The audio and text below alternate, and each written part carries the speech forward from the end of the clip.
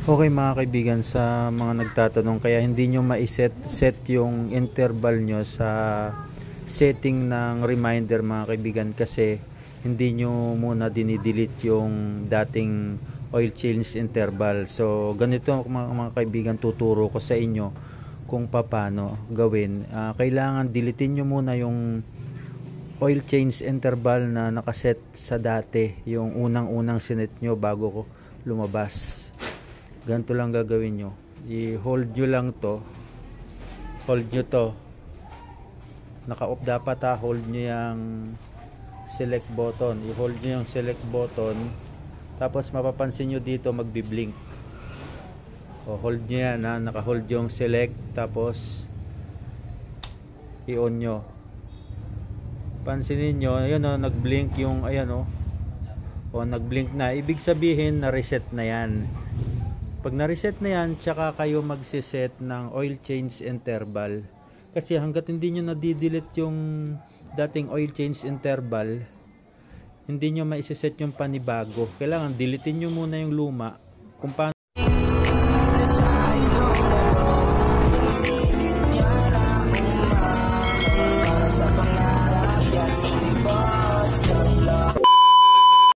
Okay mga kaibigan, sa mga nagtatanong kaya hindi nyo set yung interval nyo sa setting ng reminder mga kaibigan, kasi hindi nyo muna dinidelete yung dating oil change interval. So ganito mga kaibigan, tuturo ko sa inyo kung paano gawin.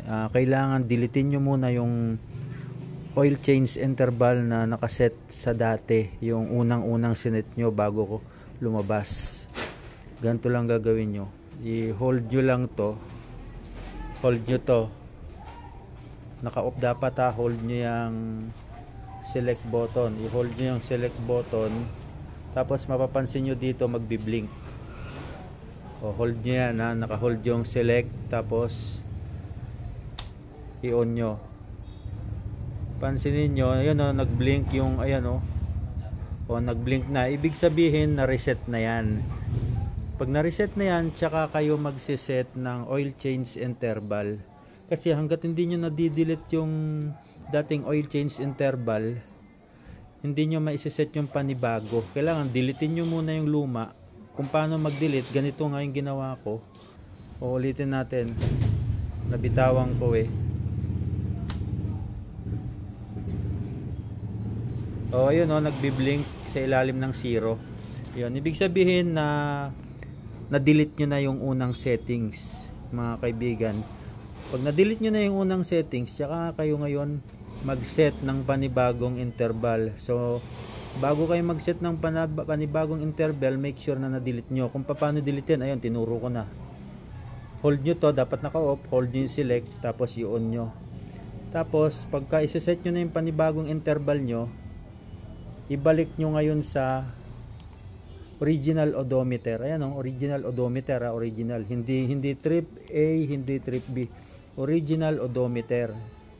Ngayon, pagka na-set nyo na yan sa original odometer, ito na yung pangalawang set nyo para sa susunod na change oil nyo ha. I-hold nyo to. May vlog na ako nito pero para minsanan na, panibago uli. Itong adjust button, i-hold nyo tong adjust button. Ayun, nakikita nyo, magbi-blink na yan. So ngayon, iset nyo na hanggang 4,000 yan. Ito yung adjust, ayan o, 2,535, 4K yung pinakasagad. Ako, ang nilalagay ko, since na-reset ko dahil sa tutorial, hindi ko na matandaan tuloy kung ilan na yung oil change interval ko, na-delete ko kasi yung original, isiset ko na lang siya ng 1,000. Kasi estimate ko na sa 2,000 plus na rin yun eh. Kaya iset ko. Ngayon, paano iset yan? Hold nyo lang, adjust and select. Ayan, select and adjust, i-hold nyo lang. Ayan, hold nyo lang. Ayun. Pag nawala na yun, ibig sabihin na set na.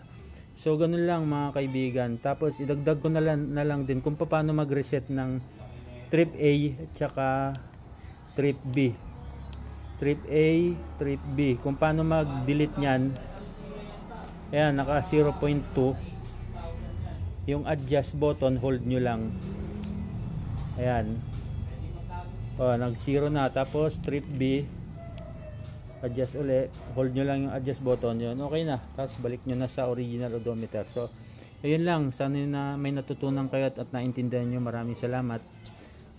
Reminder, hindi nyo maiseset yung pangalawang settings hanggat hindi nyo na-delete yung oil change interval na unang-una. Okay? Gets nyo na? Marami na ng PPM na explain ko na ng maigi. Sana hanggang dito na lang mga kaibigan. Maraming salamat. Sa nag-request, ayan na. Maraming salamat. Bye-bye.